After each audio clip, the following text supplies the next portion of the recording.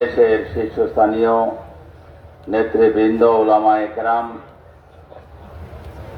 আমি একটা কথাই বলবো, যাহা আমরা বলতেছি যে একটা সুশাসন, ইসলামী হুকুমত বাস্তবায়ন হওয়ার দরকার।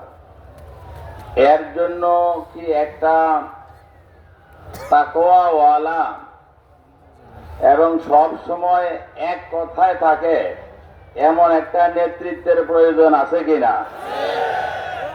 আমার যতটুকু অভিজ্ঞতা আমি শুনেছি, দেখেছি, আমার এই বয়সে চরমনাই পীর সাহেব ফজলুল করিম রহমতুল্লাহ আলাইহি থেকে নিয়ে আজ পর্যন্ত আমি তাদেরকে এক নীতি এক কথায় থাকতে দেখেছি। এর সঙ্গে সঙ্গে এই যে আজকের এই দৃশ্য, সকালে আমি জিকিরের মজলিসে ছিলাম, তাকওয়ার দিক থেকেও অনেক উন্নত দেখেছি।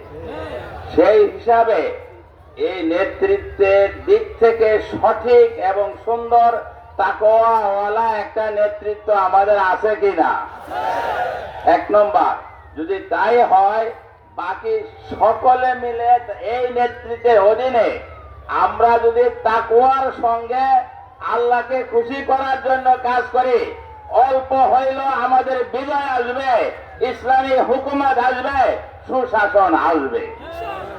আর এই জন্য আমি সবার কাছে আহ্বান করব, এই জায়গা এখানে শুধু বড় বড় স্লোগান দিলাম তা নয়, বরং অল্প যদি হয়, সত্যিকারের মুমিন যদি আমরা হই, ওয়ালা তাহিনু ওয়ালা তাহজানু ওয়া আনতুমুল আ'লাউনা ইন কুনতুম মুমিনিন, মুমিনের শর্ত লাগাই দিয়েছে আল্লাহ তাআলা।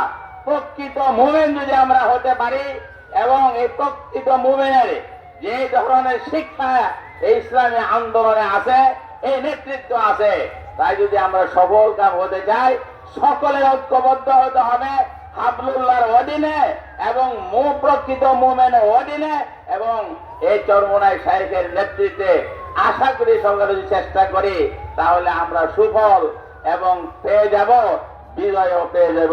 আল্লাহ তাআলা তৌফিক দান করুন। ওয়া আখিরু দাওয়ানা আলহামদুলিল্লাহি রাব্বিল আলামিন।